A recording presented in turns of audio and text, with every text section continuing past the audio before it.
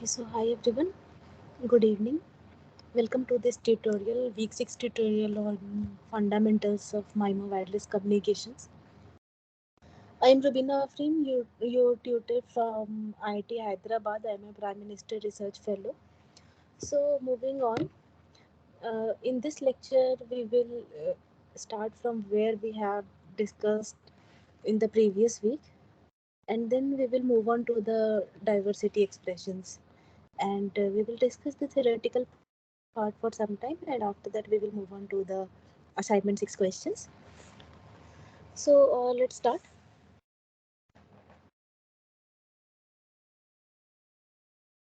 So previously we were discussing the probability of error for BPSK AWG.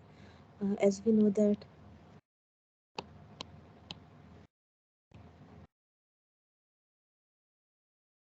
that probability of error, we will write it as PB.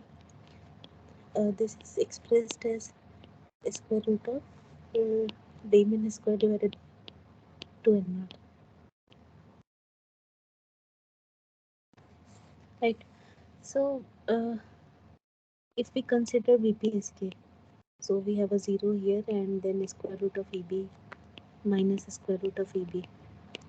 So here we know that our d min is 2 times of square root of EB, right? So if we put this in this expression, we can write it as Q of 2 times of EB by N naught. That is equals to Q function of 2 times of gamma B.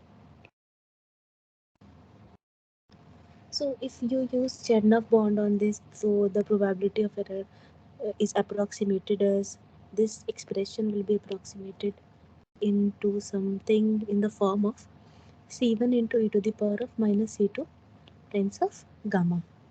So this we are obtaining from Chernoff bond.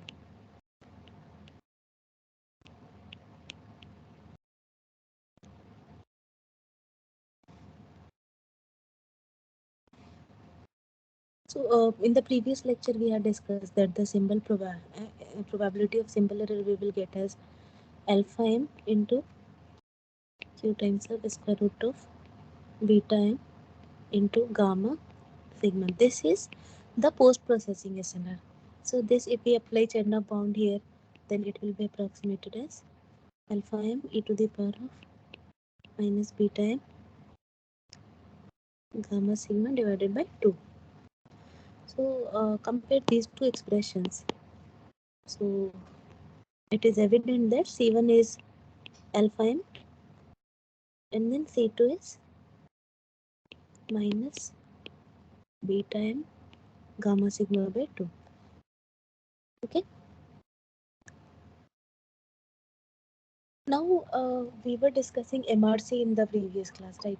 So there we had proved that the post-processing SNR gamma sigma, this for MRC is equal to summation I equal to 1 to m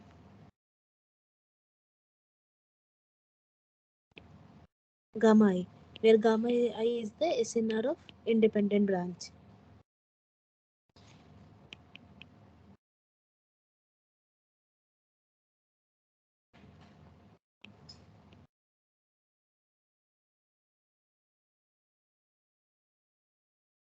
Okay, so if we write the probability of error expression here, we will have PS is alpha m e to the power minus of beta m by 2 times of summation I equal to 1 to m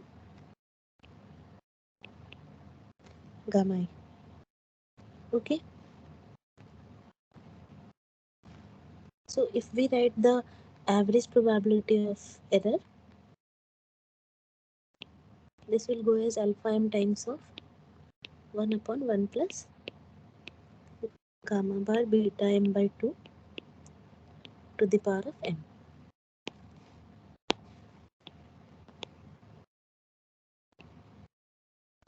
So every time we have to see this is the average probability of error, which is obtained by this expression. This is the probability of error.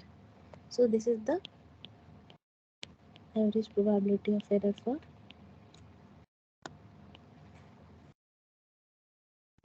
MRC. Right, so now what will happen at high SNR? Now suppose gamma is very high, so this term will be much larger than the 1. So can we write it as alpha m times of gamma beta m by 2 to the power of minus m. This is the average symbol error.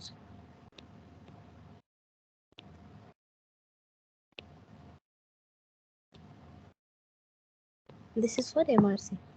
So can we say that we have done the combining at receiver and it has increased the symbol error, decreased the symbol error at the receiver, right? And it is decreasing it by the factor of m, like exponentially it is decreasing the probability of error by a factor of m. So what we can conclude from here is that if we increase the branches,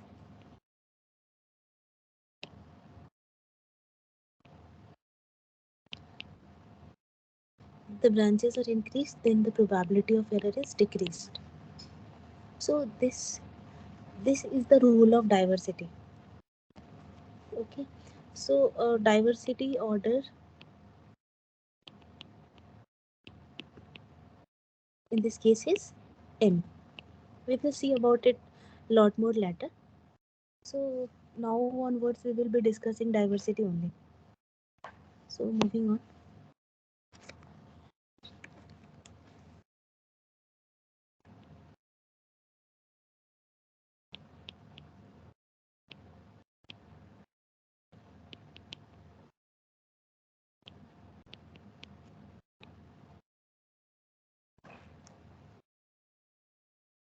So now onwards we just assume that there are n links between transmitter and receiver. Okay, so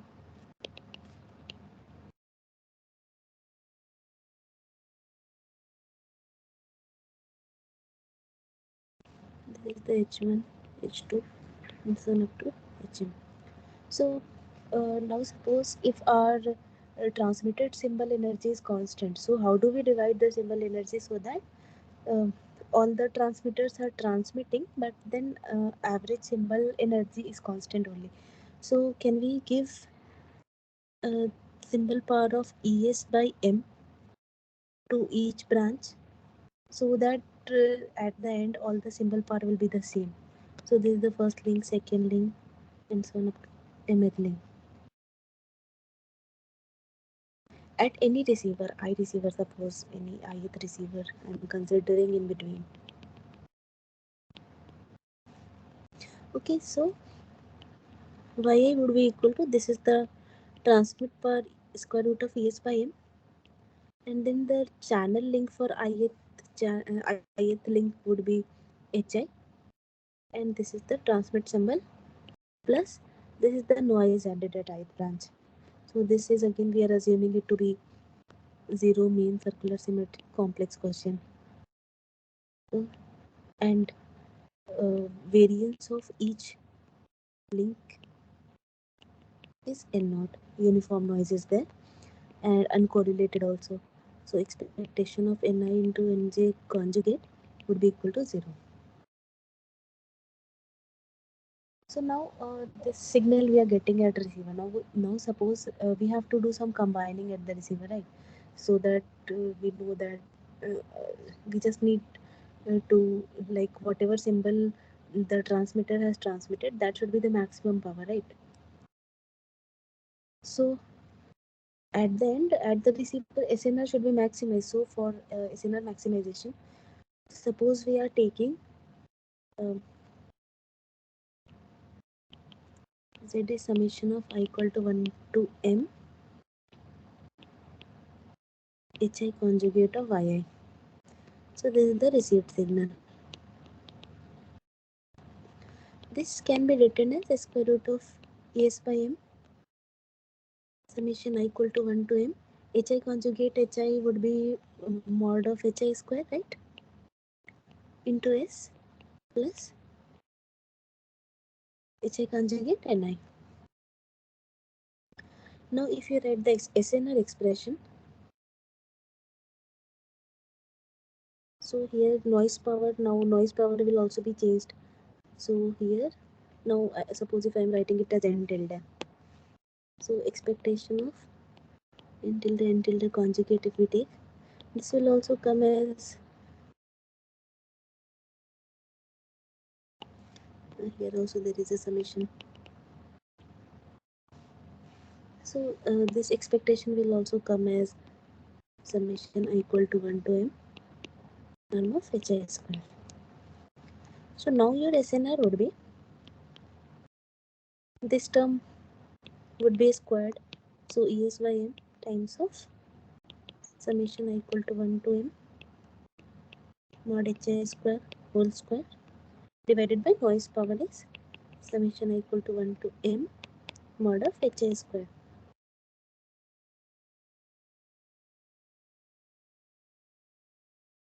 And this would be multiplied by n naught also, because there is Ni also here. No?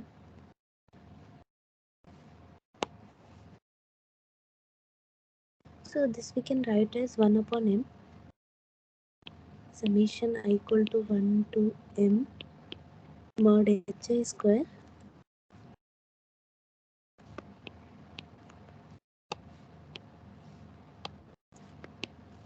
into ES by n naught.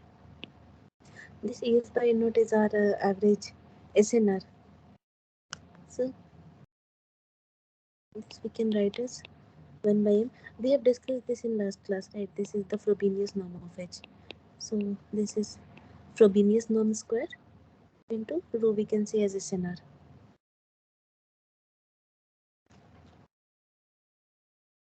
So this is our SNR expression. We can write it as eta.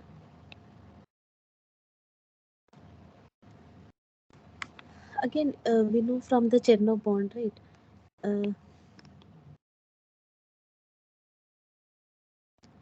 Our Chernow bond says that Q of x is upper bounded by x e to the power of x square by 2. So probability of error we had approximated as any times of q of square root of d min square by 2 times of SNR, where any is the number of nearest neighbors, right?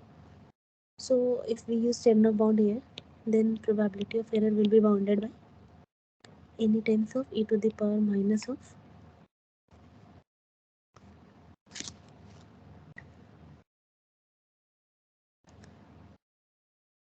so we just write the value of n, matlab, this is 1 and this is 2.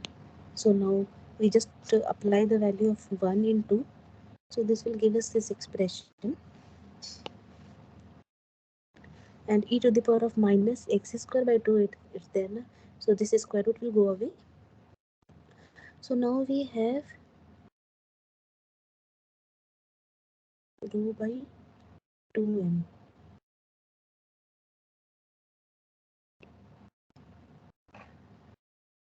And there is one more 2 from x square by 2. So it would be rho by 4m into d min square is there, and then Frobenius norm of h square. So this is the error probability.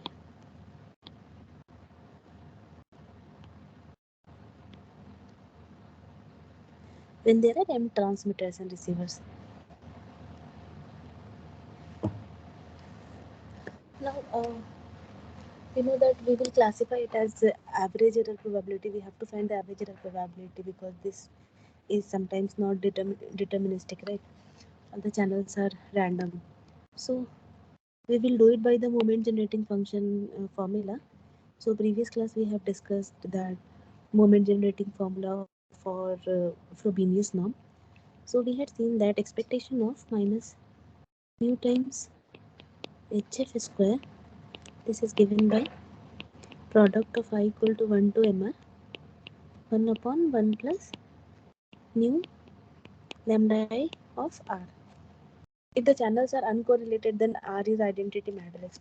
In that case, lambda i's are one only. So all these cases where we are discussing especially white channels only. Correlation we will discuss later in this class only, but for now we are discussing white channels only. So we have this expression for error probability, right? Now if we supposed to find average error probability, so average error probability will be expectation of this probability expression, right? So now you see this expression can be written in terms of this one, right? So now we have to write this expression as this. We can write as any times of product I from 1 to n. This is 1 upon 1 plus, then we will write the coefficient of this. So rho by 4m times of d mean square, and all the eigenvalues are 1 because we are considering especially white channels. So now this product can be written, since all of these are identical only, so this can uh, we can transform it as this term to the power of m. I will write it down. So average probability of error we can write as n bar into 1 upon 1 plus rho by 4m d mean square to the power of m. So we can approximate it for highest error. At highest error we have probability of error is n bar times of 2 by 4m d mean square to the power of minus m. So this you remember, this is for um, m links between transmitter and receiver. So this is the average probability expression. This is average probability, right? This is probability of error, normal probability of error, and this is average probability of error at high SNR. Okay, this is average probability at high SNR. So now you see this expression. This error probability is decreasing as the number of links between transmitter and receiver we are decreasing, right? So we can say that diversity, as diversity increases, the error probability decreases, right? So this is one major important role of diversity in wireless communication. Everywhere now that MIMO has come, now massive MIMO is there. So diversity has its role in decreasing of error probability. So I'll write it down.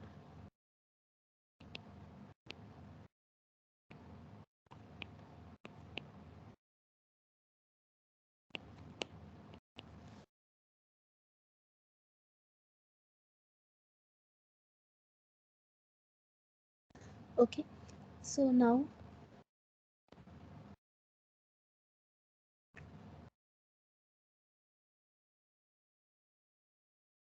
this expression you have to always remember. Now we will move on.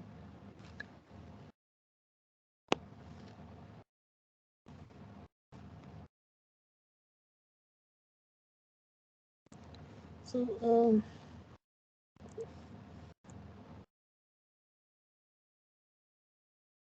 here initially we have discussed the this expression.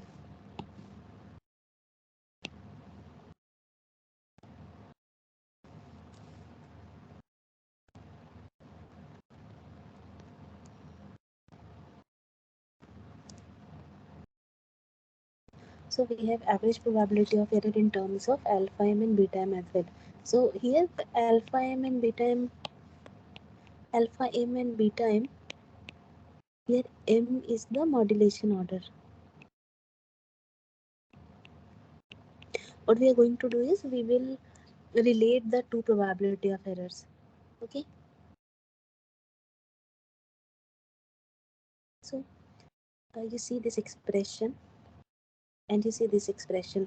So we can say that alpha m is equal to ne and beta m is equal to d mean square by 2.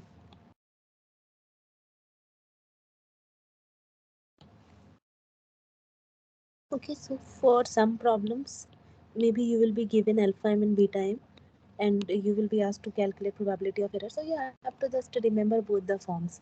Okay. So now we will see how the diversity is affecting probability of error. As we have discussed here, now you see that probability of error is decreasing as power of minus m. Okay.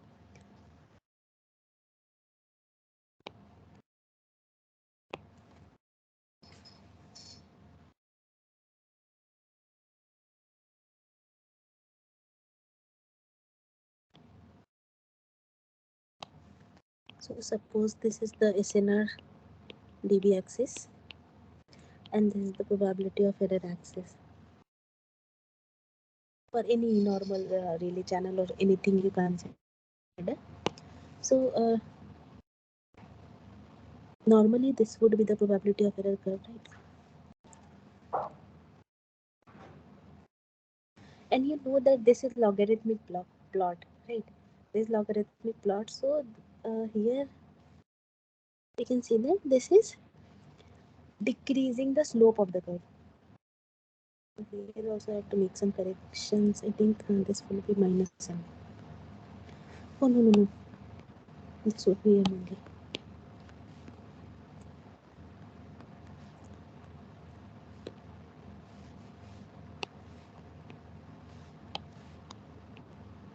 When the denominator goes above, then it will be counted as minus m.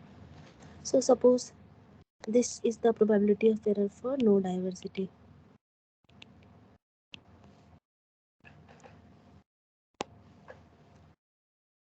With the diversity gain, we are going to get this kind of probability of error. So this is the diversity gain.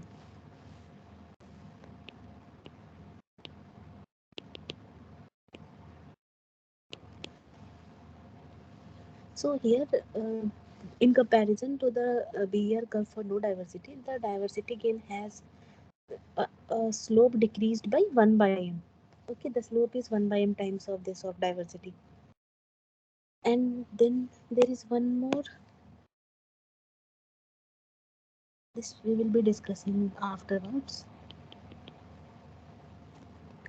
So if there is lateral shift in the probability of error curve, then this is because of the coding gain. Coding gain we will discuss later. But then the main idea is that when you see the probability of error versus SNR curve, then you should be knowing that which one of this improvement is because of the diversity gain and which one of the improvement is because of the coding gain. So whenever you will see this lateral shift, this one as I'm showing in pink. So whenever you see the lateral shift, this is because of the coding gain. This is also known as the array gain. Okay, mention it. And whenever you see a slope difference, then this is because of the diversity gain. So I hope now it will be very easy to distinguish the diversity gain and the coding gain or the array gain. We will be seeing more about it in the coming lecture.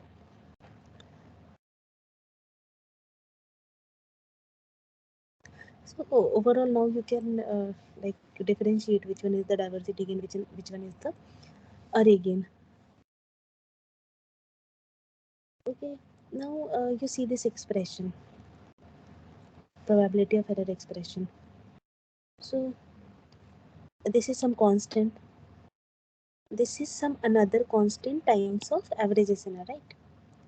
So from here also intuitively you can see that the probability of error we are writing in terms that there is some constant and then there is some gamma c. I will say this is the coding in times of average SNR. This we have written as rho here na, above.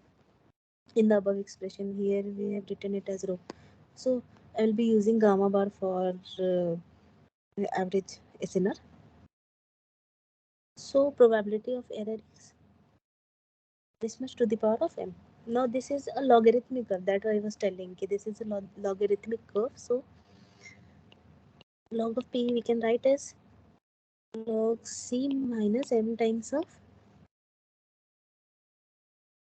log gamma c plus log gamma bar. So this one is responsible for the left shift that I've shown you, and this is for the slope. This is for the slope, and this is for shift. Okay, so now from this expression you can see that with the increase in SNR, this diversity gain is much higher than this array gain, right?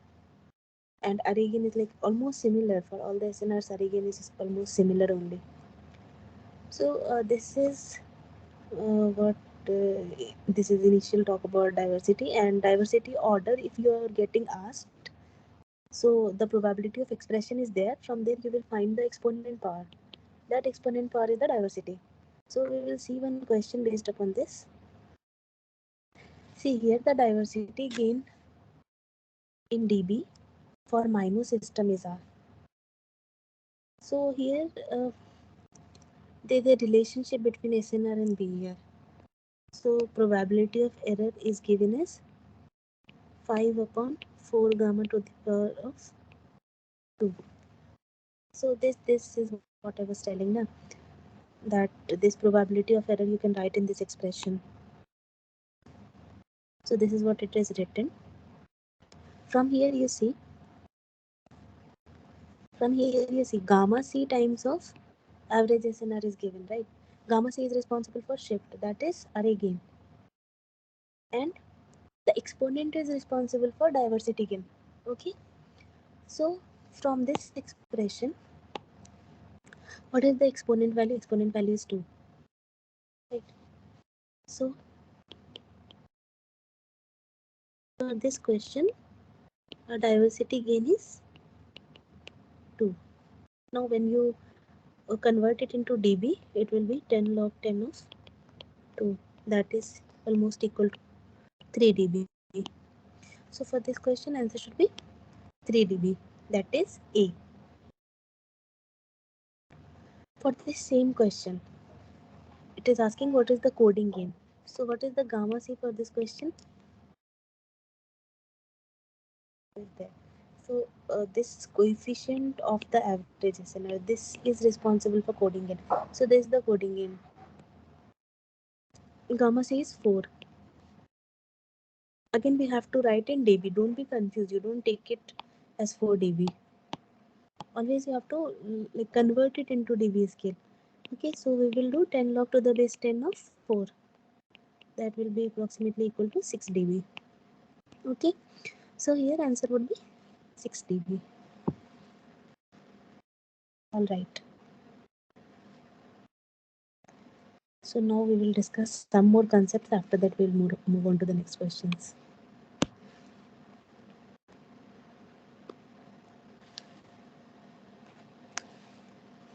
So what we were discussing spatial diversity. So we have covered for the receiver side, right? At the receiver we are doing transmit. At the receiver we are doing selection combining and MRC combining. So till that it is covered till now. So 1 second, I'll just put my charge.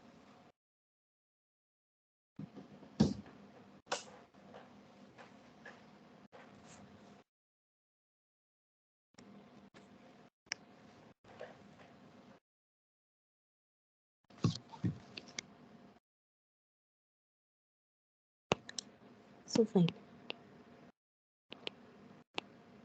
From the topic spatial diversity,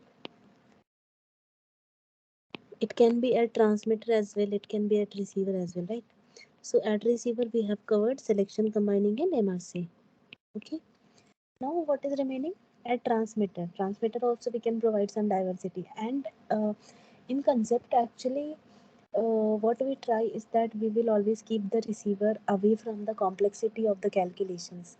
So always we will try that all the complex calculations are happening at the transmitter, because at transmitter large antennas are there, large systems are there, but at the receivers we have our mobile. So we don't want that to be a complex system, right? So we will focus now on the transmitter diversity. Okay, so transmitter diversity is of two types. So first is when the channel state information is known,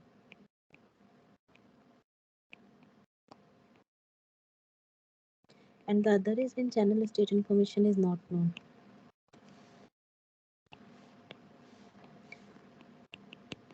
So channel state information, like, it plays a very big role for the calculations. So now we will see that what we are going to do in both the cases. So for the first case we will start now. We will quickly cover these concepts and then we will move on to the next question. So we have transmitter diversity.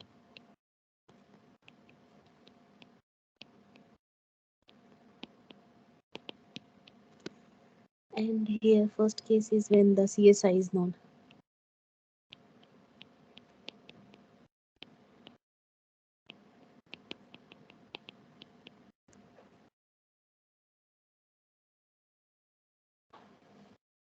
Okay, so now since we are discussing about transmitter diversity, we will discuss about multiple antennas at the transmitter and then single antenna at the receiver. Sure. So that will be transmitter diversity. So we have multiple antennas at the transmitter. Suppose we have empty antennas and our receiver has just one antenna. Okay, so this is my transmitter and this is the receiver. So we will have H empty channels we will have, right? This would be H1, this would be H2. Likewise, this would be HMT. Now we discussed in the last class also, right? This is a MISO system, multi-input single output system. For this system, our H matrix is, this would be 1 cross empty vector. Okay, if there is any doubt in understanding all these, you can refer to the previous lectures. So for this case, we have H1, H2 like this, HMT. So this is a 1 cross empty vector. Okay. So at the receiver, we are doing some sort of like whatever information we are transmitting. So we are multiplying it by some weight, W1, W2, like the WMT. So at the receiver, what we are going to get is y is equal to, and since empty antennas are there and we want a constant transmit power of ES, so we will be giving square root of ES by MT to each antenna, as we have discussed previously also, right? So now at the receiver we will have y is square root of ES by MT, then H, which we have as 1 by MT matrix, which is multiplied by the weight of each antenna. So this is MT cross 1 into the information that is getting transmitted plus the noise. So this is our 1 by MT, this is MT cross 1, this is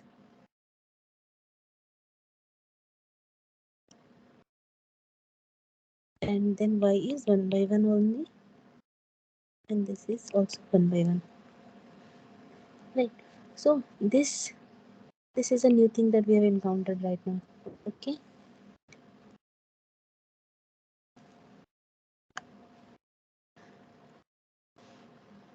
So we have to maintain a total power of ES, right? And at each antenna we are giving a power of ES by square root of MT. So we have to maintain the total power of square root of ES. So this is a power constraint that we have to maintain.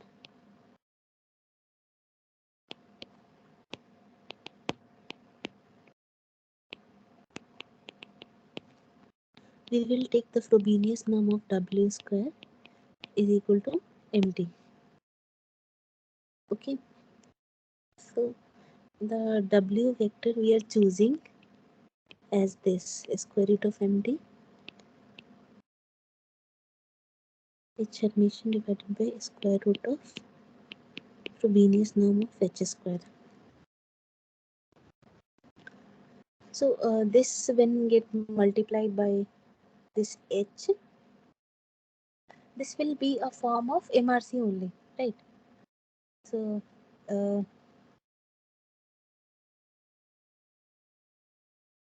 I will just do the calculations one and then after that you can understand. So in this case we have y equal to square root of ES by MT. Then we have the H vector. Single line we will always use for the vectors, and double line if we do then we will do that one for the matrices. Okay. So after that we're multiplying it with W, that is square root of MT H Hermitian divided by mod of H Frobenius square times of S plus N.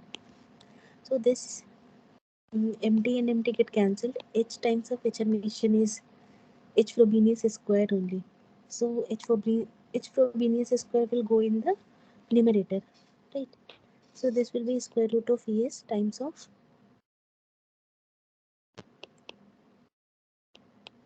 H Frobenius square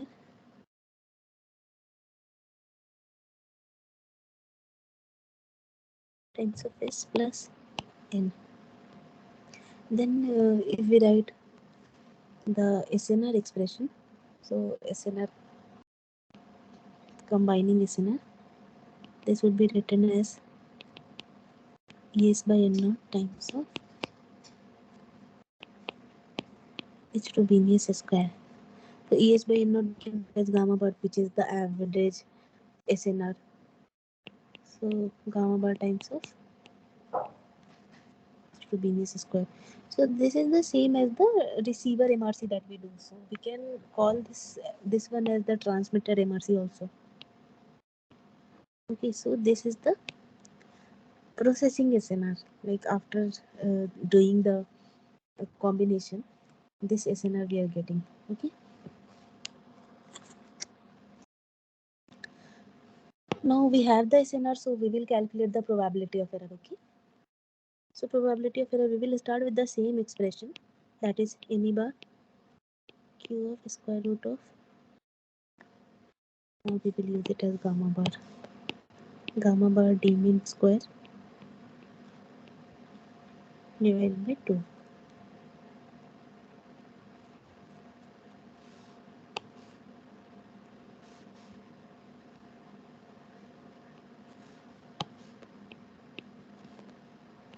Okay. So here we will write the value of this gamma after processing. So gamma sigma value we will put here, and then we will use the Chernow bond. So I'm just combining all the steps.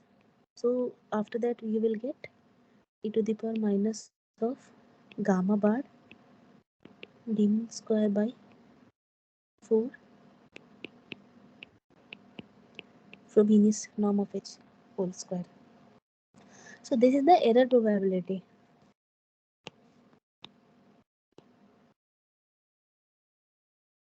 So this is the error probability for transmit MRC.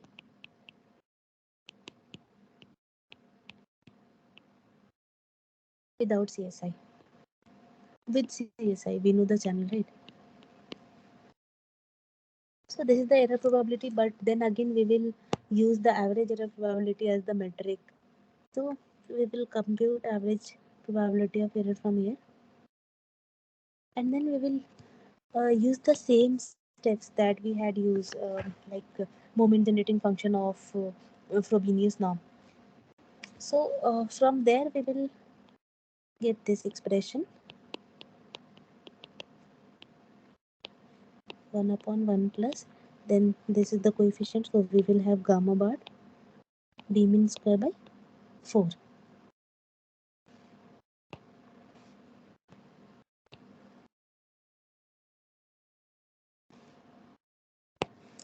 So this is the average probability for transmitter MSI MRC with channel state information known as transmitter, right? Now I think we have discussed this here, right? Now you see the average error probability when we had the MRC combining at receiver. So MRC combining at receiver had this factor of M as well, right? But here in if we are doing processing a transmitter, we are not getting this factor of M. That means that we are getting uh, this one. So this means that we are getting an array gain as well. So I'll describe it more. Now this we can, again I'll skip the steps, and this I can write it as this term to the power of n, this term to the power of m, and then at highest NR we can write the average error probability as NE bar times of gamma bar d min square divided by 4 to the power of minus n. Now you see the case of transmit diversity. This is the average probability of error at highest NR for transmit diversity. So here we are getting diversity, okay, m order of diversity, but here we are also getting a array gain, okay. So when we are using the diversity at transmitter, we are getting array gain as well as this um, diversity gain, okay. We had a question based upon that, okay, we will see it later.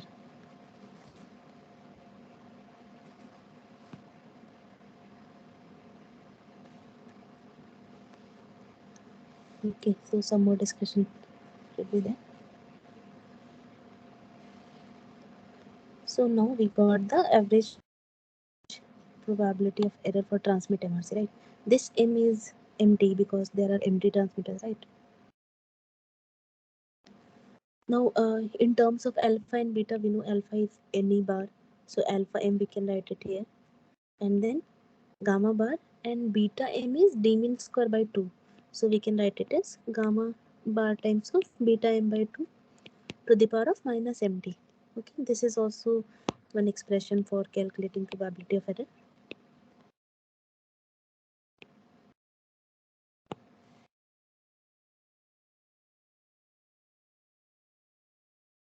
Now you see this expression. Okay, so for the just for every like for every transfer diversity or receive diversity, whatever you are doing, you are just computing the processing SNR, post processing SNR, and the probability of error, and on the basis of these metric only we are just discussing the performance. Okay, so here what we have got is this expression.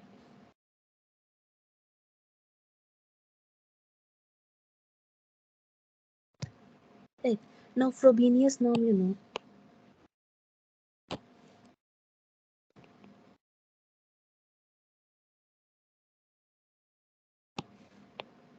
Frobenius norm is just sum square of all components, right? So if we calculate average post processing SNR, so this term is constant, okay. So this we will keep it outside, and then we will be taking expectation of Frobenius norm of h square. So this will be equal to This we have discussed in previous class also. This would be equal to I equal to 1 to empty, because there are empty transmit antennas, and then we have mod HI square. So this will be empty only. So this is empty times of gamma bar. This expectation should be here, and then expectation of each is 1. So this would be empty times of gamma bar. So what I want to point out here is, I'll write it down.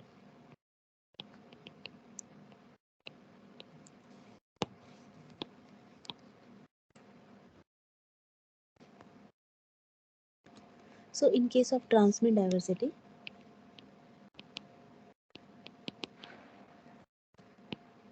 when CSI is known,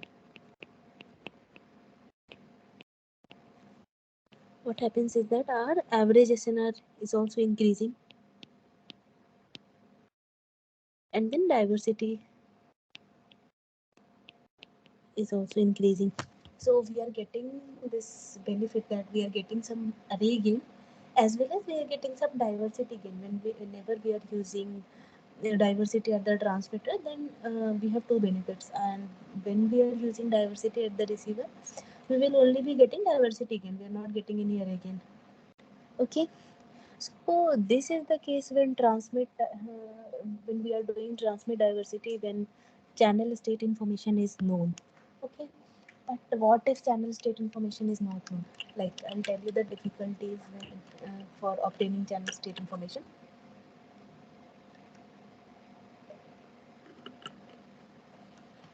So, uh, whenever you want to obtain channel information,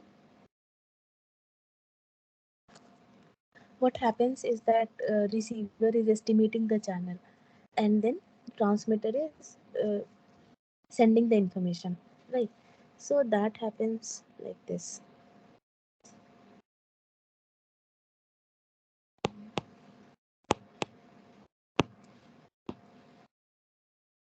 See, this is the estimation duration, then this is the transmission duration. No, this is the estimation duration, then the receiver will feedback. I'll explain with the diagram that is in the lecture. So suppose we have a transmitter with empty antennas,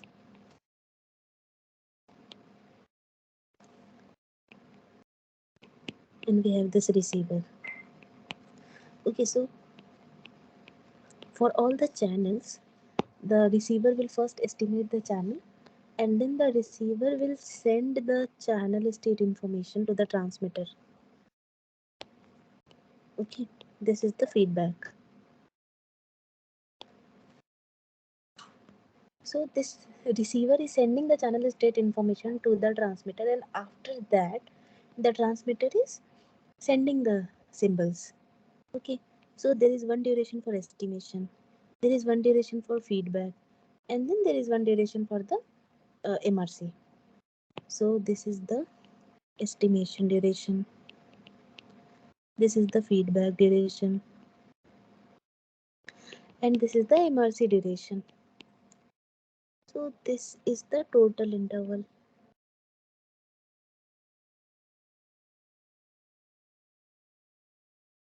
Suppose this is T. Now this is suppose T1, this is T2, this is T3. So if T is like uh, greater than coherence time, then it is fine, because then we can say that the channel is flat, and the channel in suppose I will write it as H1T1, H1T2, H2, H1T3. So if the total time interval is much greater than the coherence time, then all these channels will be same, right? But if this interval is less than coherence time, then what will happen? This channel would not be the same as this channel. That will lead to error. Okay, so this is one thing. But usually we will have the time interval, total duration, like greater than coherence time. But that is like consuming more time. So uh, this is one disadvantage. So I will just write it as disadvantage of known CSI. You cannot call it a disadvantage. There are many advantages of known CSI, but this is something that is not very practical. So what can happen is that maybe the total time duration is less than coherence time.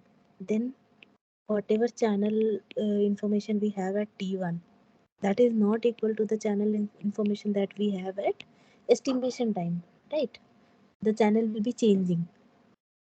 So one thing is there. Then another thing is that the channel is coming as feedback from receiver to the transmitter. So if there is some feedback error, then also the channel is wrongly estimated. And then third thing is that same thing, that channel estimation is perfect. If it is imperfect channel estimation, then also it is not very beneficial. So under ideal condition this is fine, but then when there are dynamic conditions, this is very difficult to achieve. Then there are some coding schemes that can obtain diversity gain without knowing the channel state information. So this is a huge boost, because not every time we are going to know the channel state information. And then channel estimation is also a complex procedure. It will consume time, like whatever. If less time is attributed to estimation, then we will have more time for transmission if we are assuming constant time interval. But then if we have less time for estimation, then estimation can be imperfect. If we have more time for estimation, we will be having less time for transmission. Hello.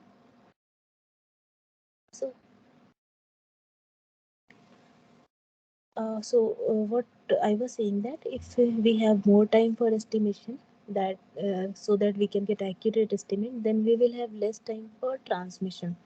So there are so many issues.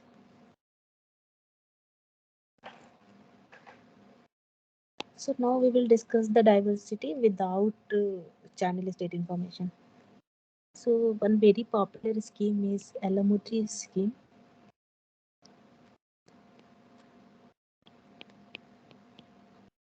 So LMOT scheme is for two transmit antennas.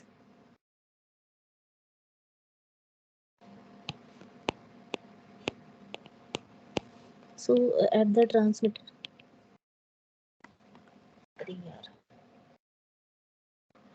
so I don't know why the voice is going in the meanwhile. So at the transmitter, suppose we have two transmit antennas, and at the receiver we have single receiver, single antenna. So what we do in LMOT scheme is that two symbols we are sending over two time durations.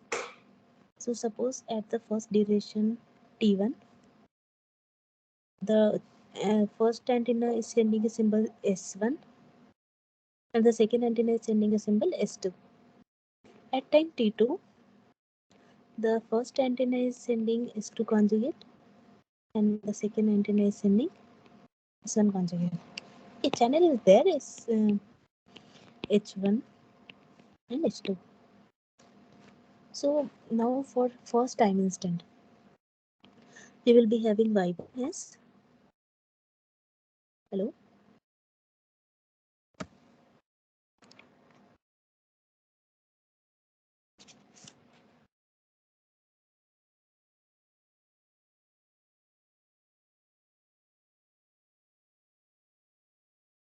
hello. Okay. So for first time instant, we will be having Y1 as ES by 2. Since there are two antennas, we are distributing the power as a square root of ES by MT, right? So we have this ES by 2, H1 S1 plus, again for the second antenna, ES by 2, H2 S2 plus N1. So this is for the first time instant. So for the second instant, See, the first antenna is sending S2 conjugate, minus S2 conjugate. So ES by 2 H1 times of minus S2 conjugate, and then square root of ES by 2 H2 times of S1 conjugate plus N2. So see, two symbols in two time duration rate we are maintaining. Okay, so for ease we will take Y2 conjugate. This we will have as S1 term we will write first. So ES by 2 H2 S1 H2 conjugate S1 minus square root of ES by 2 H1 conjugate S1 plus N2 N2 conjugate. So this and this we will write in terms of matrix.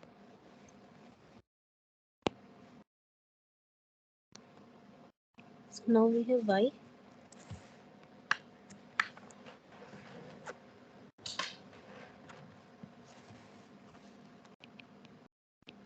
is Y1 and Y2 conjugate.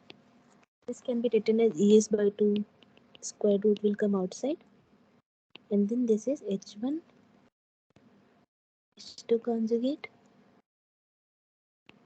H2 and minus H1 conjugate. This times of S1 S2 and then N1 N2 conjugate. Okay, so this we can write as Y is equal to H effective times of S plus N, right? So this is what we receive. Now at receiver we have to overcome this fading effect. Okay, so for overcoming the effect of H, we do equalization at the receiver. Okay, so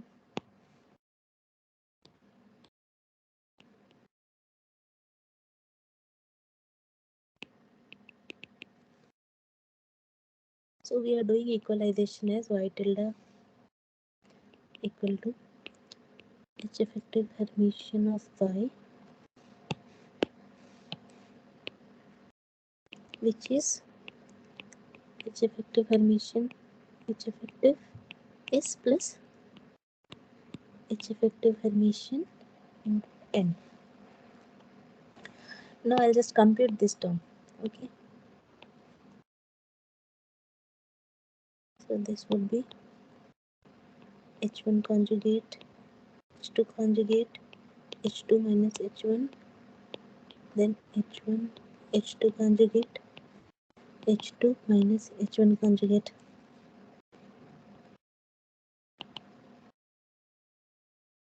So the leading diagonal terms would be mod H1 square plus mod H2 square, and then these two terms will cancel, like H1 conjugate H2 minus H1 conjugate H2. This would be 0, this would be 0. Then again this is mod H1 square plus mod H2 square. So this is nothing but, since there are two antennas, this is nothing but Frobenius norm of H. So this is Frobenius norm square 0 0 Frobenius norm square. This we can write as Frobenius norm square into I2. Okay. So the overall expression we will write again. This is Y equal to square root ES by 2 Frobenius norm square I S plus H effective Hermitian N. This we can write as N tilde, and then we will see, we have to compute the signal power and noise power, right? Any diversity scheme we are doing this only. SNR we are computing, and then probability of error we are computing. So for probability of error we have the signal power and noise power. So first compute the noise power.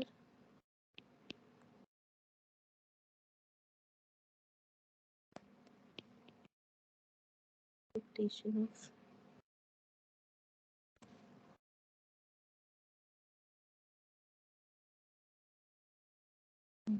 this n is 2 cross 1. So for expectation we will write as n Hermitian n.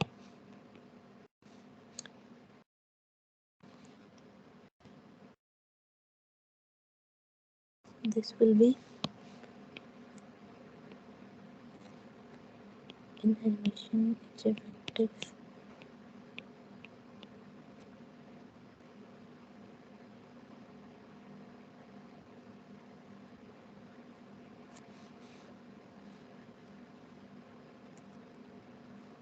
and then n.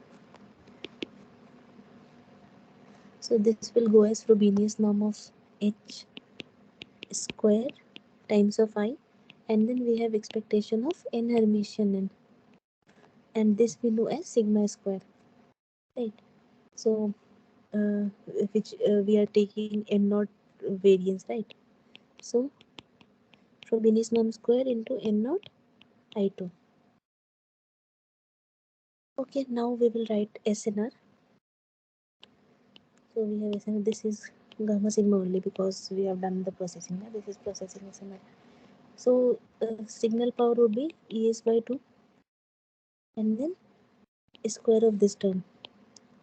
So which is Frobenius norm square, the whole square. And then this is the noise power only.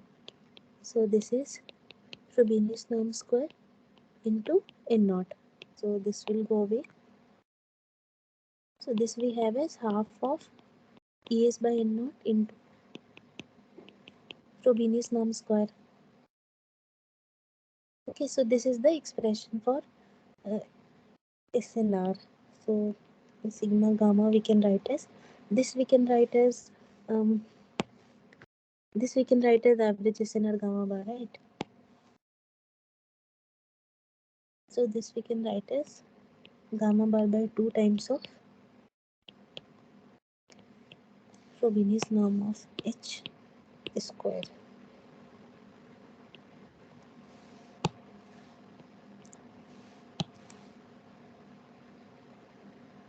So this is SNR for Alamoti code 2 by 1.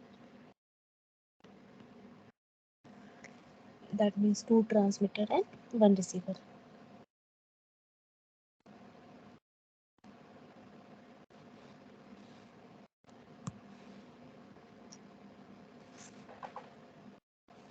Okay, so we have seen the SNR. Now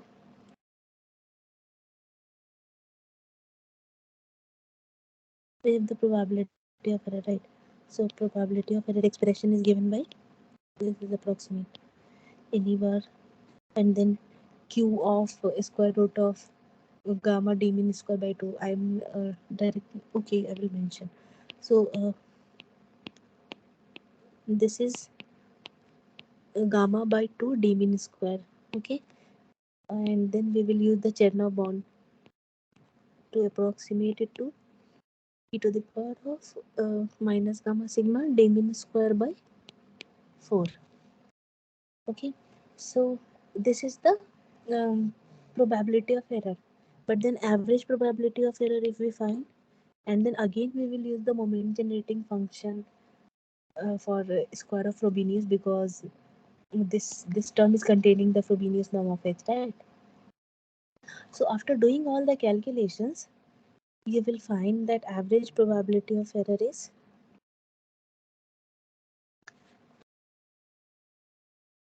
this is approximately, or maybe I'll do the calculations also.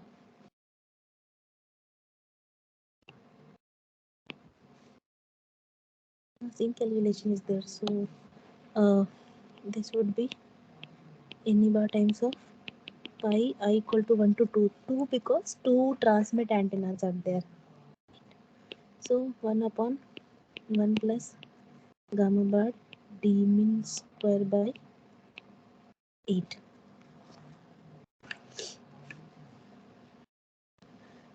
So this will come as any bar times of, if at highest NR, gamma bar d min square by 8 to the power of minus 2, right?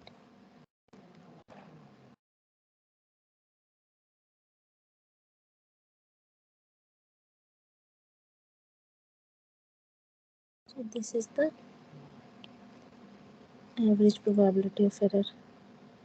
I think there is something wrong with it, so I'll just check it. So this one is correct.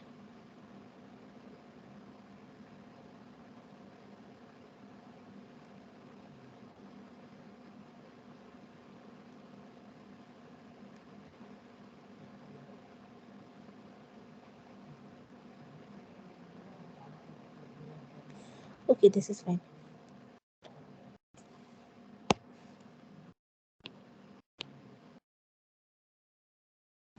So this is what average probability of error for LMT code. For LMT code, we don't need channel state information, right?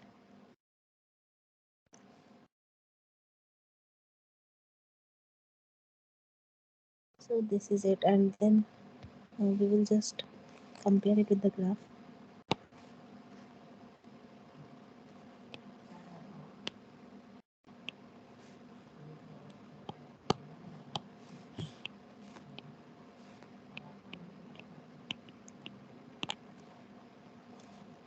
So this is the SNR axis, this is the probability axis, and then suppose this is the error curve for no diversity. Okay, this is for no diversity. So this is your LMT code.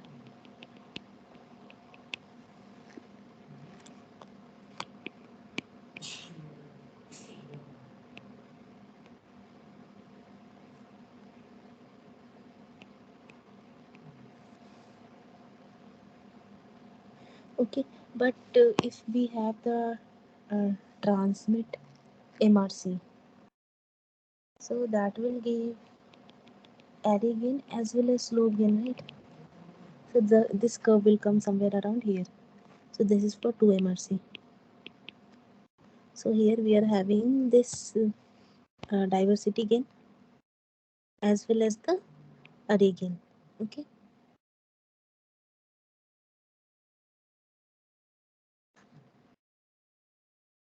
So this is all about transmitter diversity. So we can see that it is giving better performance, and receiver is diversity at receiver will be a complex affair, right? So we always prefer to have some diversity at the transmitter only. So uh, this is it, and then if we use some special coding schemes, then even if CSI is not known, this is for CSI known. So we can improve the bit error rate even when CSI is not known, right? Okay. So now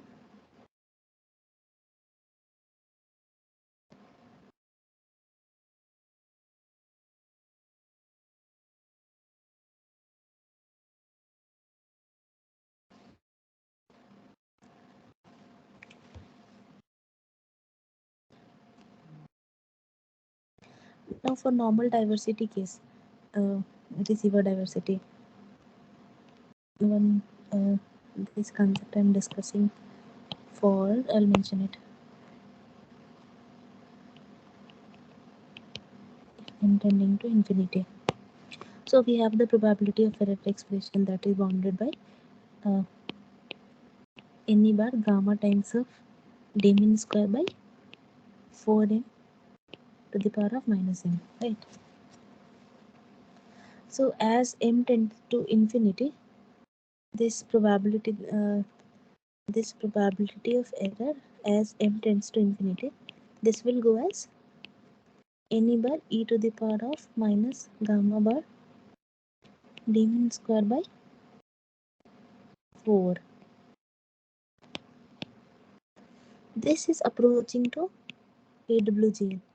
Okay, the SNR is same, but the probability of error will be approaching to AWGN. And this is when array gain is not there. If array gain is there, then it will outperform AWGN also. So this is one important concept that you will have to remember. Now we are considering one extended case of LMOT. That is, initially we have considered that there are two transmitter and single receiver for the LMOT scheme. Now we are considering two transmitter and two receiver antennas. Okay, this is a modification of LMOT.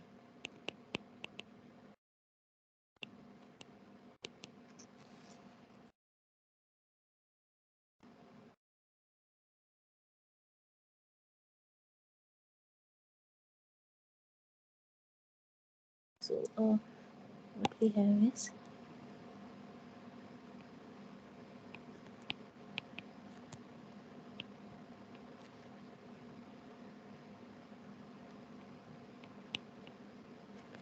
we have two transmitter and two receiver. So now that this topic ended, maybe we can take some questions as well.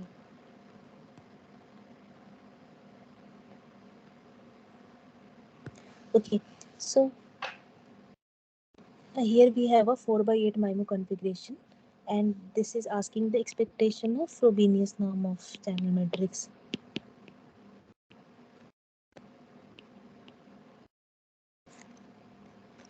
So here the important thing is that it is given that the channel is especially wide. That is, there is no correlation.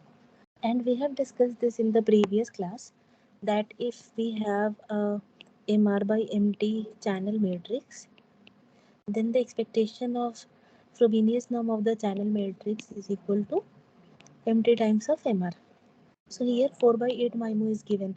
We have MT equal to 4 and MR equal to 8. So expectation of Frobenius norm would be 4 times of 8, that is 32. Okay. Okay, so 32 is the answer in this case. The original LMOT scheme consists of M transmit and N receive antennas. So just now we have read, right? Original LMOT scheme was proposed for two transmit antennas and one receive antenna. Right. So we have M is 2 and N is 1. Okay. So here the answer would be C.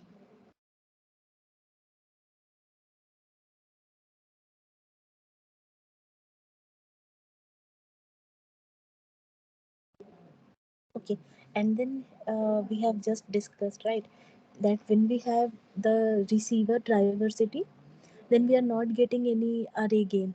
But if we have transmitter diversity, then we are getting the array gain as well as the diversity gain, right? So 1 by 2 SIMO is for receiver diversity, and 2 by 2 MISO is transmitter diversity. Okay, so for the transmitter diversity we will have array gain, and receiver diversity we will only have the diversity gain. The diversity gain for both will be same, but array gain for receiver diversity would be 1 only, and for transmitter diversity it will be something that is not equal to the diversity gain, but okay. So what should be the answer? The diversity gain would be same, but the array gain would be different. So the answer is C here. Okay, next question we will move on to. So this also I just described that we have a MIMO system without any array gain. Okay, and if the diversity of order of diversity is increased, so here we have just discussed, right, we have a diversity gain but we don't have any array gain. So in this case, if the number of antennas, if the order of diversity is increased till it tends to infinity without increasing the total transmit power, then the probability of error tends to since this transmit power is not increasing, the SNR will remain same, but then the probability of error will tend to AWGN. So this is just now we have discussed. So the answer is C.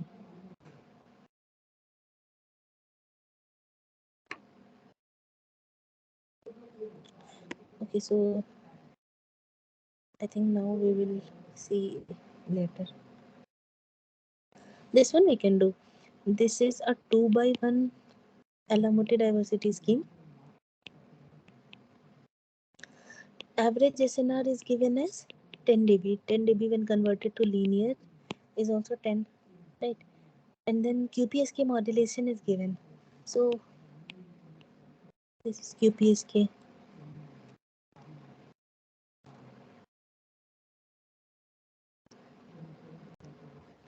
So for QPSK, D min is root 2. Okay. And what else? The error probability is written as any bar gamma bar D min square divided by 8 to the power of minus 2. This we have seen when we were deriving the Alamity code. The number of nearest neighbor for any uh, symbol is 2 only. So any would be 2. So the probability of error will be upper bound by 2 times of 10 into d min square is 2 divided by 8 to the power of minus 2. This when you calculate is 0.32. But we are given QPSK and we have to find the bit error rate, right? Average bit error rate we have to find. So we have to find PB bar. This would be equal to, now suppose this is symbol rate. So PS bar by log to the base 2 of M. And since it is QPSK, so M would be 4. 4. No, QPSK, so M would be 2. 1 second. QPSK M would be 4, sorry. 4 PSK it is. So it would be 0.32 by log to the base 2 of 4, that is 2. So it is 0.16. Okay. The next question is in correlation. So we will discuss more and then we will come back here.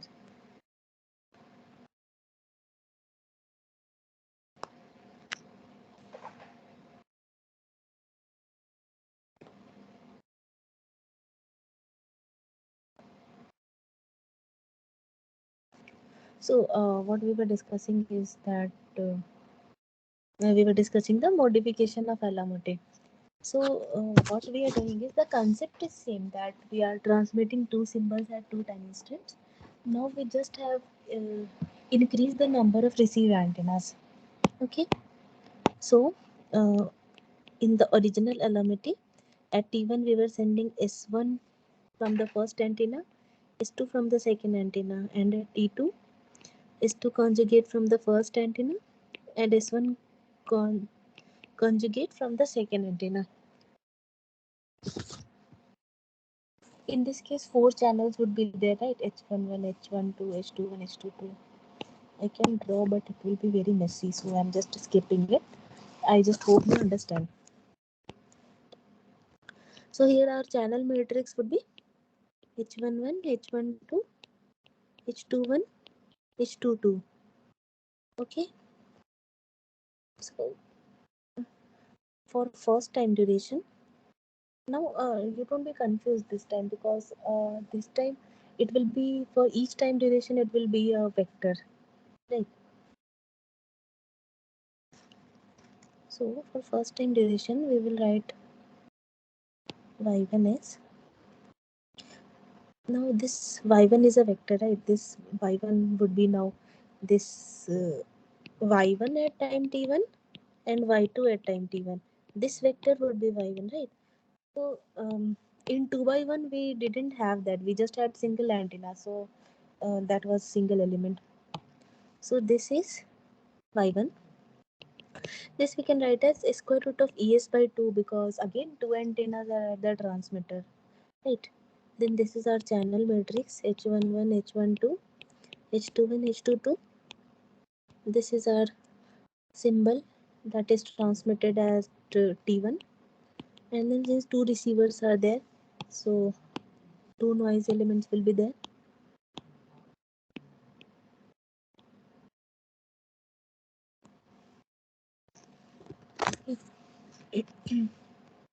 One important thing is that this coherence time is greater than 2 times of symbol duration.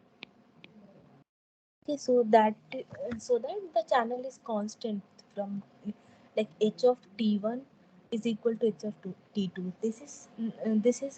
This assumption holds for 2 by 1 LMOT also, so that this channel is constant, like flat bedding channel we are taking over the two time durations.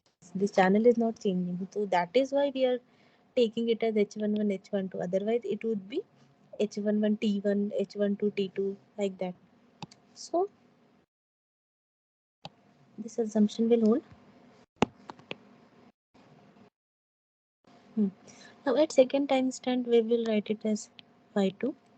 This is again equal to es by 2. This same channel matrix because we have a narrow band channel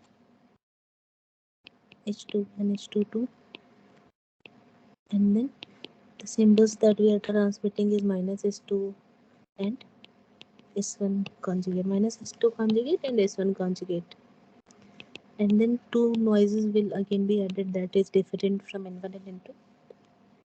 So now we take y2 conjugate. This would be es by 2, and then each term would be conjugate,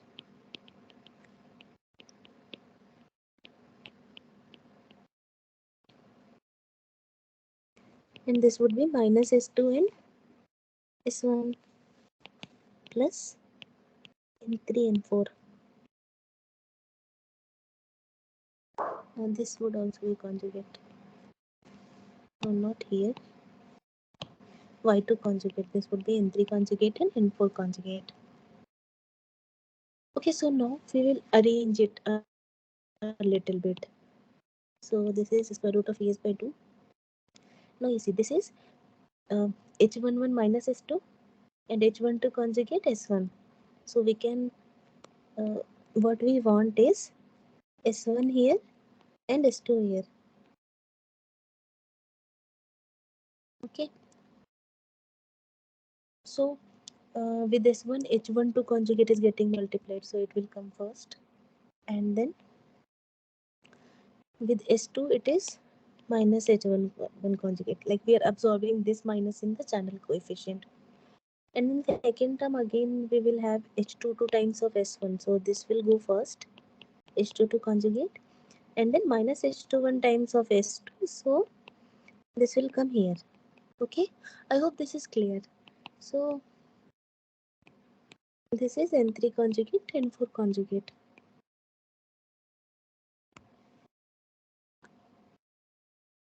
Now we will combine these like we did in the previous LMT 2 by 1. So y is y1 and conjugate of y2. This is the same as we have done in LMT 2 by 1. So this we can write as es square root of es by 2. And then we have h11, h12, h21, h22. And then this one. H12 conjugate minus H11 conjugate, H22 conjugate minus H21 conjugate.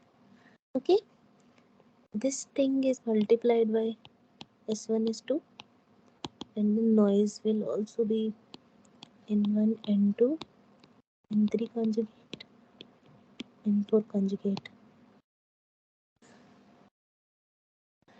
Now again we can write this as y equal to square root of es by 2. This factor will be there in LMOT 1 also, original LMOT. I think I forgot to mention there. So I'll just correct it in the slides and then upload.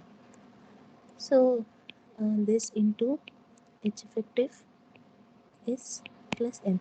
This n is vector, s is vector, h effective is matrix, right?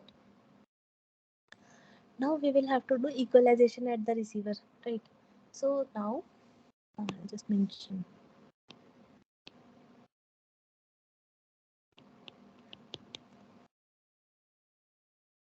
So in equalization, what we will do is that we will take z equal to h effective Hermitian y. Okay, so this will go as square root of es by 2 h effective Hermitian h effective s plus h effective Hermitian n.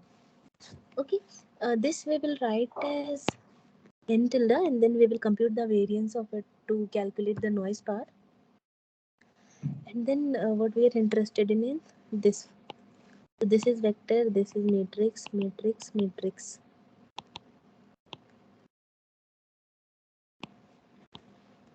Okay.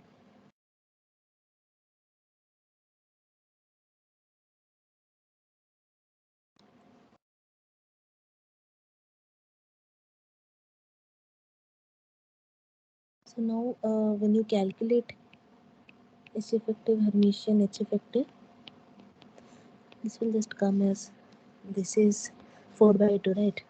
So I'll just very quickly I'll do the calculation.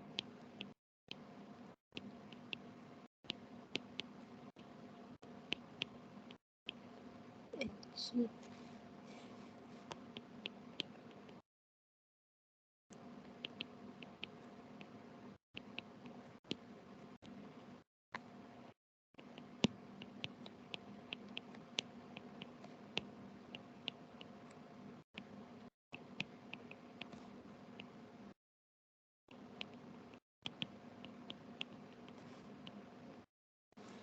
Now you see this. This will be like the first term is C, H1 conjugate into H1 1, that is mod H1 square. Then again H21 conjugate H21, that is mod H21 square. Like that, H21 mod H21 mod H12 square plus mod H22 square. Okay. So the first term is, this is again Frobenius norm of H matrix, right? So I'll just mention it like this only. This is Frobenius norm of H matrix. You see the second term. This H11 conjugate H12 and then minus H11 conjugate H12. This will go as 0. The other term will also count as 0. So this is again 0. And this is H Frobenius square. The difference from Alamuti one is that the H matrix was a vector there, 1 cross empty vector. But here it is matrix. It is a matrix. Okay. So this we can write as Frobenius norm of H squared into I2. I2 matlab identity matrix of order 2. Okay. So we have calculated this, and then one more calculation is there, noise calculation. That also if we do, so expectation of you calculate, it is vector, so it will be n Hermitian n. This will also come as h Frobenius square times of I. Okay, so overall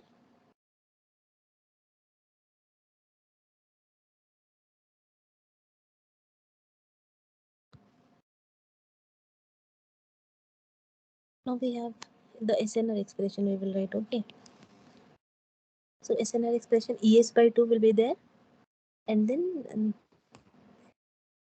this power of this would be square of this term, right?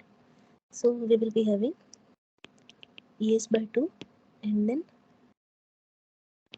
this is Frobenius norm square, the whole square, and then the noise variance would be, right? So this one would get cancelled, and here it would be n naught as well. So n naught will also come. So this would be again half of ES by n naught into Frobenius norm of H square. So we can write it as SNR is gamma bar by 2. This is the average SNR into Frobenius norm of H whole square.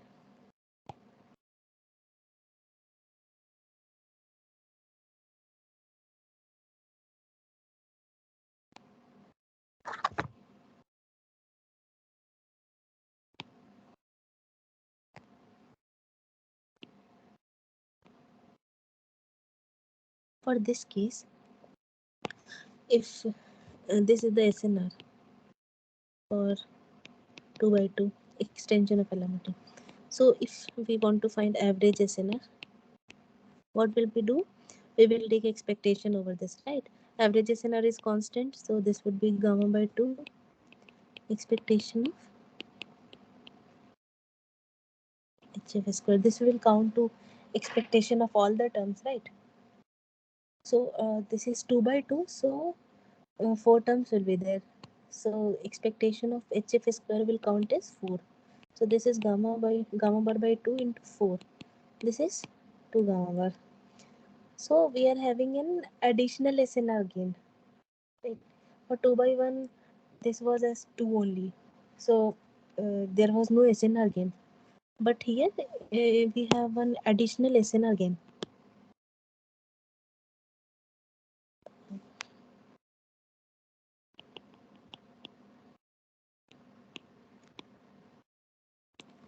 So this is called as array gain. So for if we take 2 by 2 and extend the Alamotti scheme, we are getting an array gain as well as a diversity gain. Okay, so I will just draw the graph.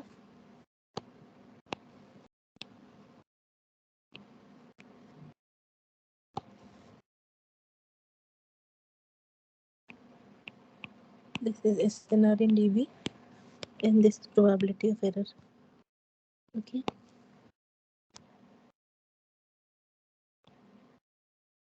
So this would be in case of no diversity. Right. This is Alamotti 2 by 1.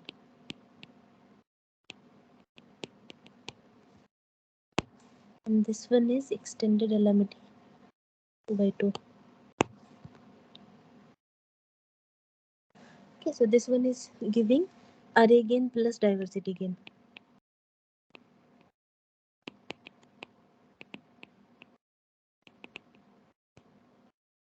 Okay, this would be like it won't be this much deflected from the Alamotti curve. This would be somewhat like this only, but it will be giving some array gain. Okay, so by far what we have seen is that we had seen the receiver diversity, right? And after that we came to the transmitter diversity. We discussed when channel state information is not channel state information is known. Then we moved on to Alamotti scheme when the channel state information is not known, but then with some coding techniques we are achieving the diversity, right? So now what case is remaining is when channel state information is known, but MIMO diversity now we will consider. Okay, so now this is the general diversity that will continue to the MIMO and then.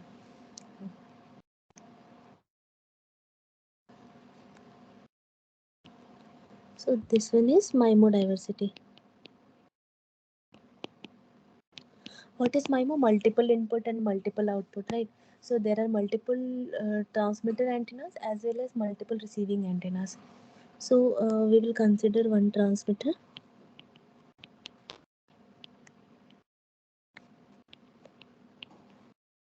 These are the empty transmit antennas. And we will consider one receiver. And it is having MR receive antennas, right? Now if I draw the channels, it will be very messy, but you know the gist. H will be a MR by MT matrix, right?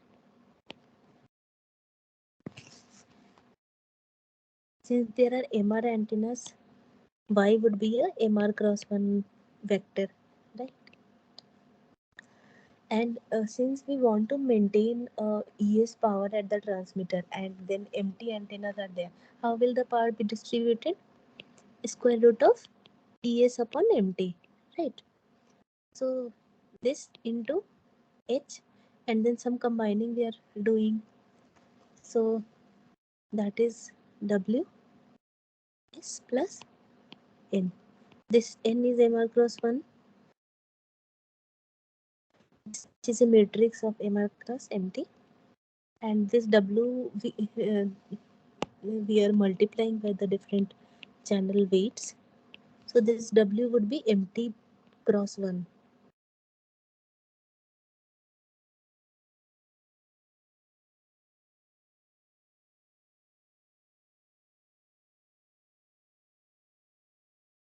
Okay, this W won't be MT cross 1, it should be MT cross MR. Okay. So, like the previous assumptions only, we are assuming that W must satisfy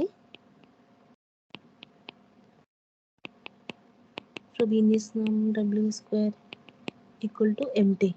Okay, so that to maintain the total transmitter energy. Okay, now in this case we are saying that at receiver we are going to do some processing, right? This is what we have received at the receiver. Okay, so at receiver what we are doing is that we are multiplying it with some G Hermitian. So it is G Hermitian times of Y. This Y is MR cross 1 and this G is such that G Hermitian is 1 cross MR. Okay, this G is complex weight vector at receiver.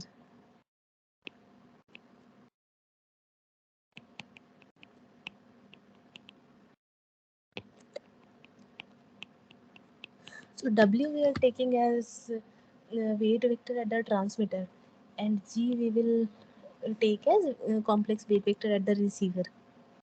Okay, so the equivalent equation would be Z equal to then square root of ES by MT G Hermitian H W S plus G Hermitian M.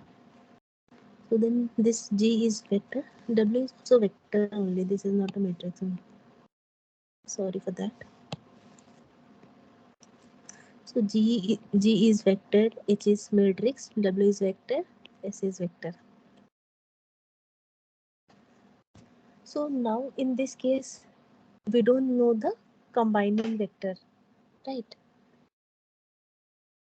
And we don't know the transmit like this W vector also we don't know. We just know that it must satisfy this case, right?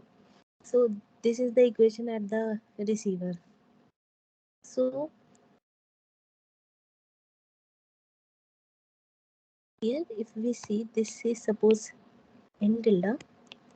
So expectation of n tilde Hermitian n tilde. This will come as Frobenius norm of G square into n naught. Okay. So when we do the SNR calculation, what is at the transmitter? It is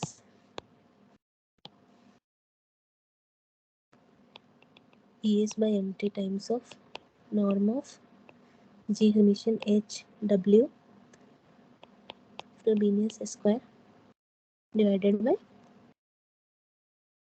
here we have Frobenius norm of G Hermitian square and this ES by N naught. Here one N naught is there, na? This ES by N naught I'm taking as gamma bar and I'm transferring this MT as I'm transferring this MT to receiver. Okay. So I hope this is clear. So this is the SNR expression for any MIMO. Gamma bar we have taken as ES by N naught, right? Now, what is our main goal for any diversity scheme? We want to maximize SNR. We want to minimize our bit rate. So for maximizing SNR, we have to maximize G Hermitian H W Frobenius square divided by Frobenius norm of G Hermitian square.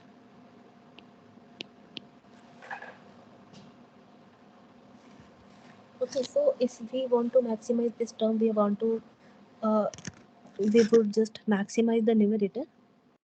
So now suppose if we write H as U sigma V Hermitian, that is we do the SVD of H. Okay. So to maximize the SNR, now suppose that uh, we have this for Frobenius norm of W square should be equal to MT. So the technique is that this is called as maximum dominant eigenvalue technique that I'll discuss right now. So the technique is that to maximize SNR, we will take W by square root of MT and G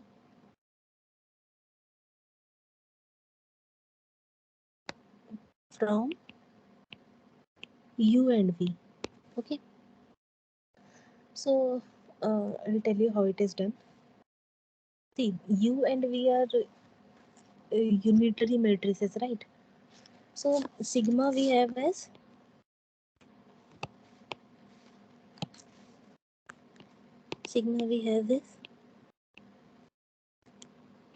this is from sigma 1 to sigma r, where it is in the decreasing order. Sigma 1 is greater than sigma 2 and so on.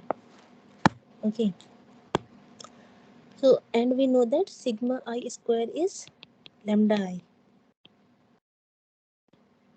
right? Where lambda is expectation of HH Hermitian.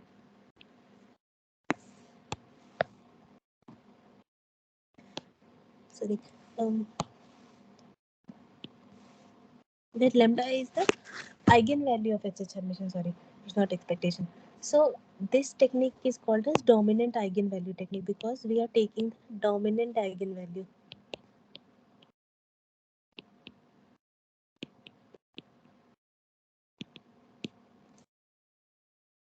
Okay. So what we are doing is that suppose we have this sigma we have.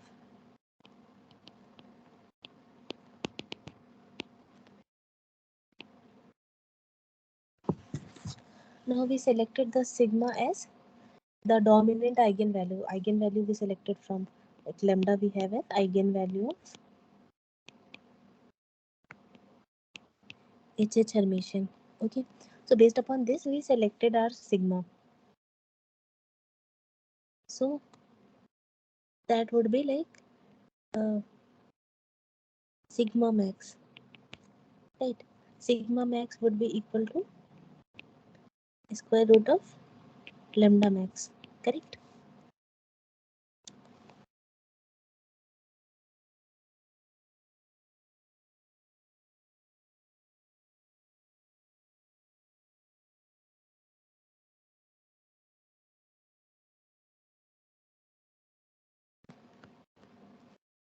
So now again we will come back to this thing. H we have as U sigma V Hermitian, right? Now we are choosing W and G in such a way that this I'll tell you how. If we do U Hermitian U sigma and then V Hermitian V, then what will happen is that this will go to identity, this will be also identity, and this is a diagonal matrix. So all the powers of the same, like if we want to calculate the SNR at first receiver, then then it will like interference will be zero, right? Because only diagonal terms are there, the cross terms are not there. So we need something like this. So now I'll just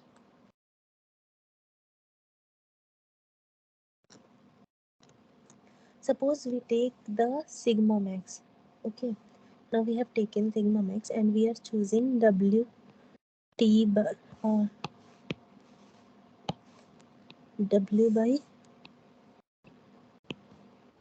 square root of MTS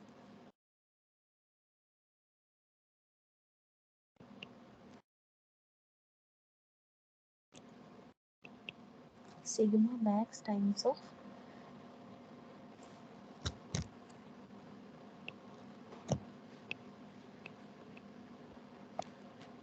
this is a vector, so we will be choosing this is like empty cross one vector, so first column of U Hermitian. Okay, sigma max into first column of U Hermitian, that we will be choosing as W, and then we have the G as the first row of V, because we have V Hermitian into V as identity, right? So H is U sigma V Hermitian, so V Hermitian into V.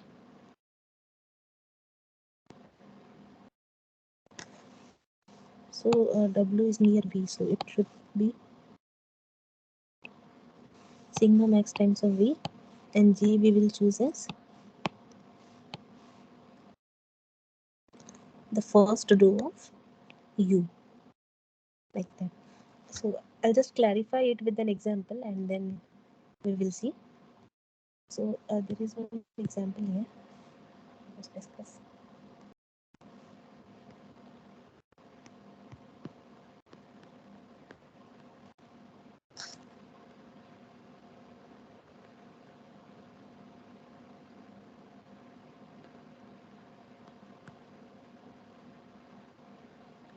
Okay, so here we have 2 by 2 specially wide MIMO channel given as here. So first we will do the SVD of H. So here if we do SVD of H, we have the eigenvalues as 1.30, 0.75. So we have the two eigenvalues here, right? And after that we will have the U and V. I will have to check what is the value of U and V.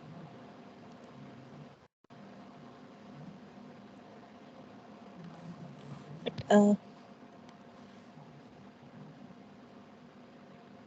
we will just do the SVD of H.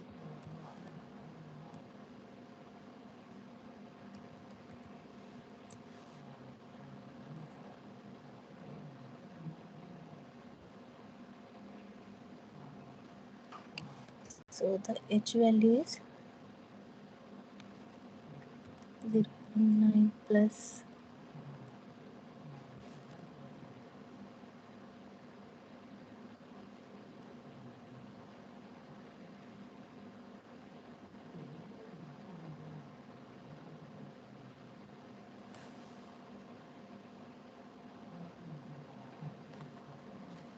okay, so you get the gist.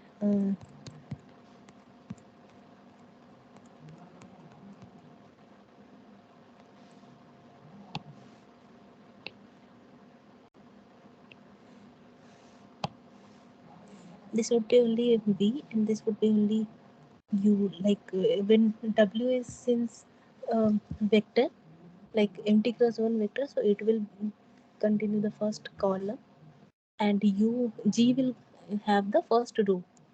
So in that question that we are seeing,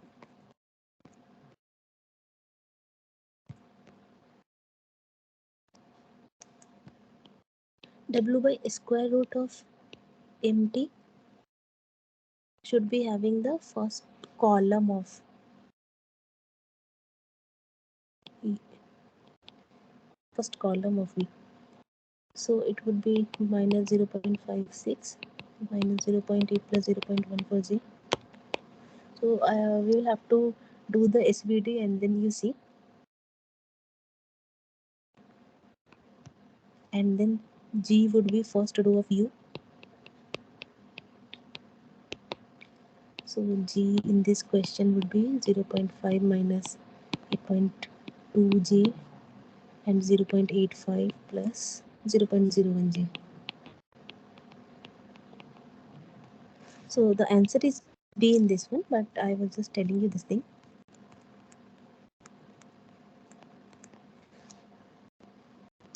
So okay, this is the first column of V and G is the first row of U. How you will remember this is that because um, we have G Hermitian into H and then W. So H is fraction by SBD as U sigma V Hermitian, right? So V Hermitian is at the W side, right? So if W is taken as the first row of V, then first column of V, then V Hermitian V will go to identity. So like that. So this is the dominant eigenvalue method. What we will do is that we will just take we will see the lambda values, eigenvalues of HH Hermitian, and then we will take the uh, sigma max, okay, maximum singular value, and then we will just do the SVD, and then we will take the column, like the column corresponding to which the sigma is maximum. So usually it is like we will arrange it into decreasing only. So W by square root of NT will be first column of V, and G will be the first row of U. Okay, so this is one concept, and then three more things are there. So if we do it like this, then at the receiver we will be having square root of PS. There will not be upon M because we deal it with W. So there is sigma max S plus N.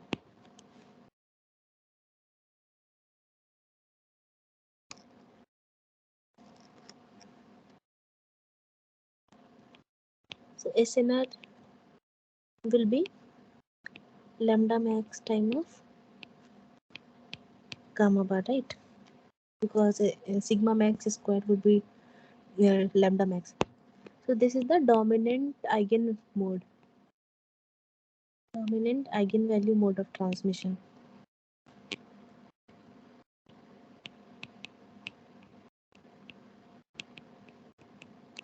Okay, so from here we can say that lambda max is gamma sigma by gamma bar. Okay, this will be used directly in the questions, right?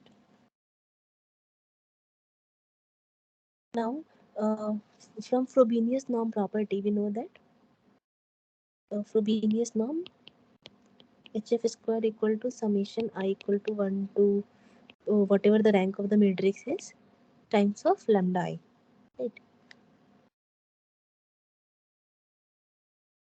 So multiply it with 1 by R.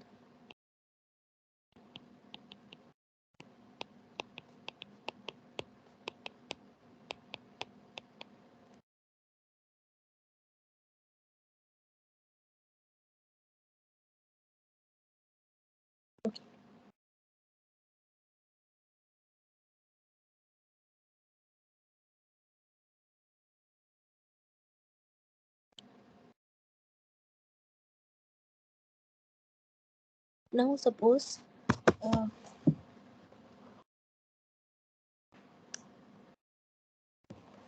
only one eigenvalue is present.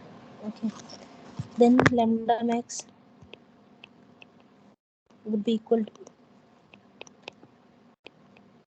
Frobenius norm of H square. So this would be the maximum value. And if multiple eigenvalues are present, then lambda max will be the average of all the eigenvalues.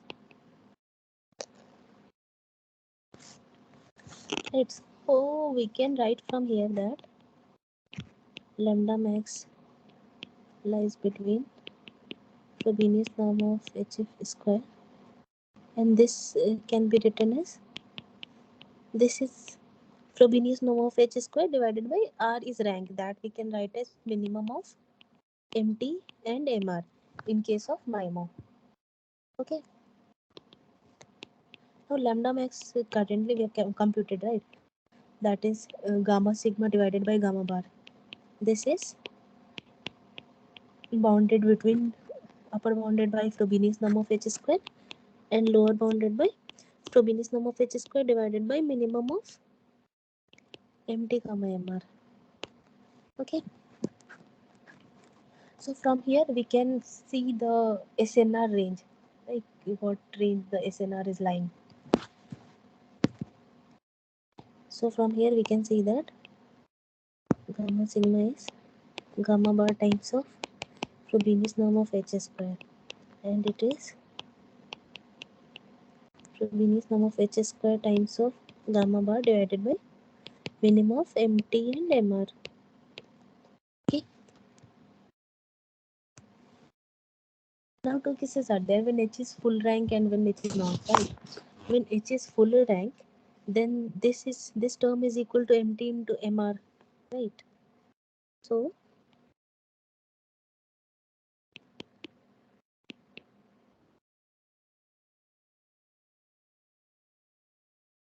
when H is full rank, then this would lie between gamma bar times of max of MT comma MR, and then upper bounded by gamma bar times of this would be again MT into MR. So this is an important result. This is bounded by MT MR gamma bar and lower bounded by gamma bar times of max of MR comma MT.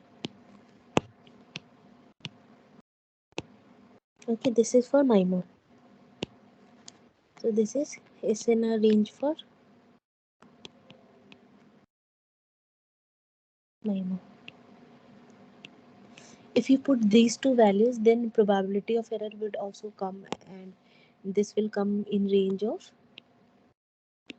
this is lower bounded by NE bar gamma bar T min square by 4 to the power of minus MT MR, and NE bar times of gamma bar D min square by 4 times of max of MT comma MR to the power of minus MT MR. So if we use MIMO, full diversity is obtained, right? This power is minus M2 into MR. So this is full diversity.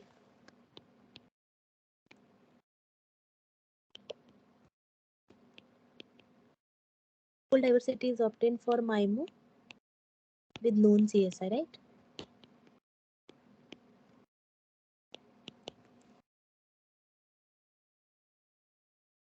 Okay, now one topic more is there, that is effect of correlation.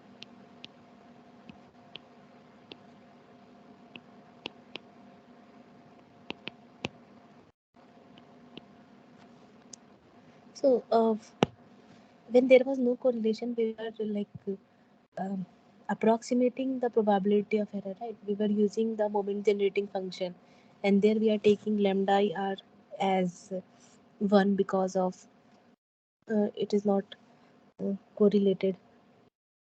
But when there is correlation, then probability of error would be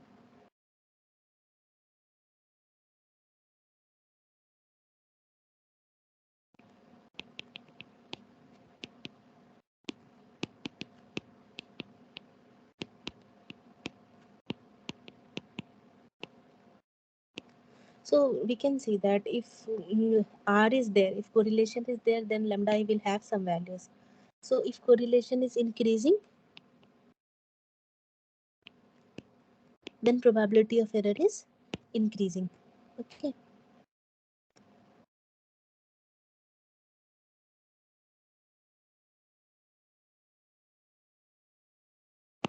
And then there is one more concept of Rician channel. If Rician channel is there, then expectation of H would be non-zero, right?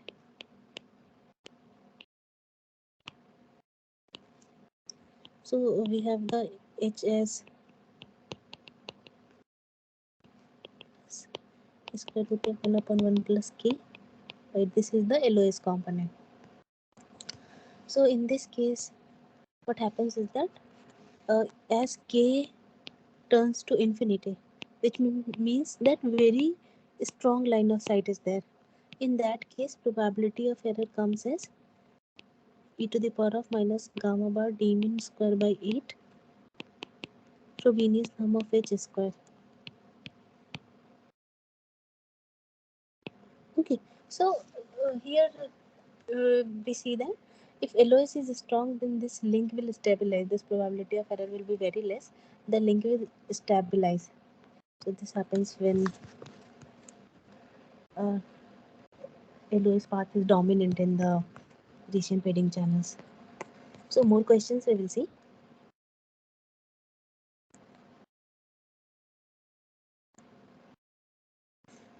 So this is very straightforward. If correlation is present, then the probability of error will increase.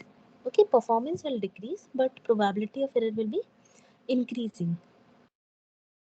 Fine. Now this also we discussed right now. Line of sight MIMO channel for large values of decision factor. Line of sight MIMO channel approaches. So it will approach to ideality, that is AWGN channel. There will be no effect of channel, no fading effect,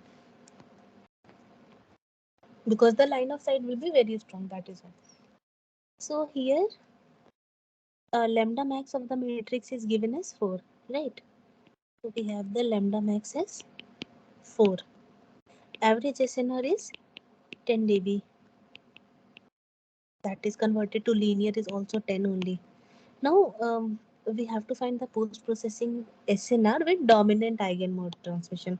So we discussed that in dominant eigenmode transmission we have the post-processing SNR is lambda max times of average SNR. So that is 40.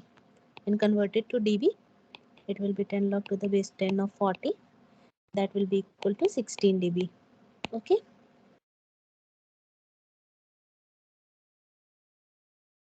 Now we have a 2 by 2 especially wide MIMO channel. Okay. And it has two non-zero singular values, 1 and 0.5. Okay. So lambda 1 is 1, lambda 2 is 0.5.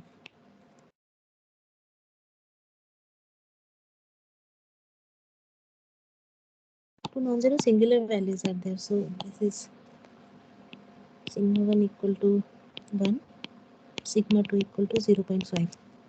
So we know that Frobenius norm of h square is summation of all the lambdas, that is sigma 1 square plus sigma 2 square, that is 1 plus 0.25, that is 1.25. Now you see SNR per branch is 13 dB. So average SNR per branch is 13 dB. That when converted to linear is 20. Okay. Now Alamotti scheme is employed and the corresponding received SNR is. So received SNR post processing SNR is gamma bar by 2 times of Frobenius norm of HF square. Right. So this will be 20 by 2 into 1.25, that is 12.5. When converted into dB, it will come as 11 dB. So the answer is 11 dB. Okay. Now here the channel is white and assuming Alamotti scheme is employed. Okay. So eta bar is average received SNR. Rho is SNR per branch. Right. So we know that receive SNR, not average receive SNR, receive SNR, this is equal to average SNR per branch times of Frobenius norm of H square. Right. So when we take average of this will be coming as expectation of HF square. Okay. And since this is 2 by 2 MIMO and this is especially wide channel, so this is a full rank matrix. So expectation of HF square will be MT into MR only. So gamma by 2 into MTNR will be 4. So it is equal to 2 gamma. So eta bar by rho would be equal to 2. So the answer is B. 2. Okay. So I think we have the last questions. Now see, we have a MT by MR MIMO, right?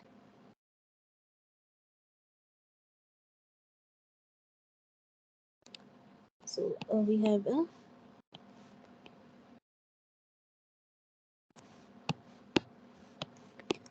4 by 2 MIMO, right? 4 by 2 means 4 transmitter and 2 receiver. MT is 4 and MR is 2. This has a especially wide channel and it uses dominant eigenmode transmission. So we have seen that if it is wide channel, if the H matrix is a full rank matrix, then our received SNR would lie between MT-MR times of gamma bar to gamma bar times of maximum of MT-MR. Okay. Now average SNR per branch is 10 dB. 10 dB is 10 only, right? So gamma bar is 10. So average received SNR will lie between 8 times of 10 into maximum of MTMR is 4. So 40 to 80, right? So this would lie between 40 to 80. Okay, we convert it into dB, it will lie in between 16 dB to 19 dB. Okay, so the answer is C. So this is all for today. Then next week we will come back with more topics. So that's all. Thank you.